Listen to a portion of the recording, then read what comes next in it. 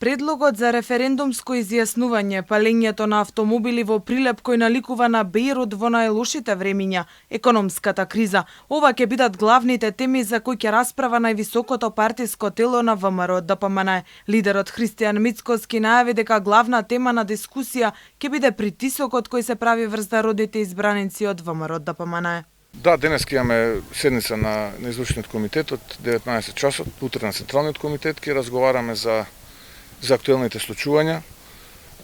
Исто така би сакал извршниот комитет да се произнесе и за палењето на возилото на пратеникот во Прилеп. Исто така за предлогот за референдумско изјаснување, да видиме каков тип на референдум, кога би го почнале, како би го почнале, на што би се насочиле, во што би се фокусирали, така натаму да слушнеме членовите на извршниот комитет на партијата што мислат и нормална анализа на актуелната политичко-економска состојба во државата. Лидерот на најголемата опозицијска партија беше дециден дека македонскиот јазик е стандардизиран и кодифициран, а воедно вели и дека не ја разбира потребата на владата да го појаснува тоа. Токму тоа според Мицкоски е причината зашто реагираат научните работници од лингвистиката за изјавата на владата за македонскиот јазик. Просто на луѓето не им се верува дека некој македонски политичар може да стави подпис на таков документ како што стави оваа влада.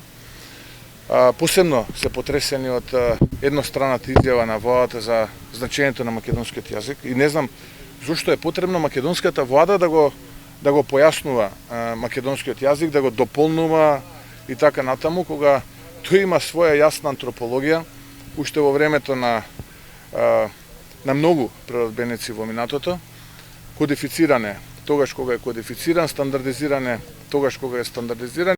Токму актуелните политички и економски прашања, како и прашањето за референдум, ќе бидат ставени на маса и утре, кога треба да заседава Централниот комитет на партијата.